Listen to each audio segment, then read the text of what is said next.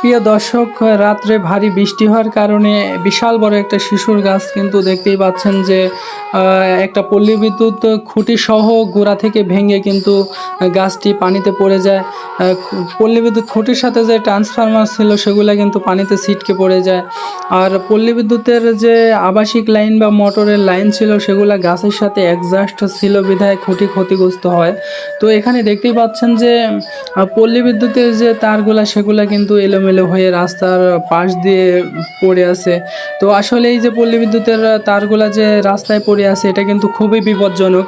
আর এই ঘটনা কিন্তু ঘটে রাত 2টার দিকে, এখন কিন্তু দুপুর 1টা, তারপরেও কিন্তু পল্লী বিদ্যুৎ কর্মরত যে ভাইরা আছে সেই ভাইরা কিন্তু এখন পর্যন্ত এখানে আসে নাই বা কোনো কাজ শুরু করে নাই। তো আসলে দেখতেই পাচ্ছেন যে এটা কিন্তু খুব বিপজ্জনকভাবে রাস্তায় পড়ে আছে।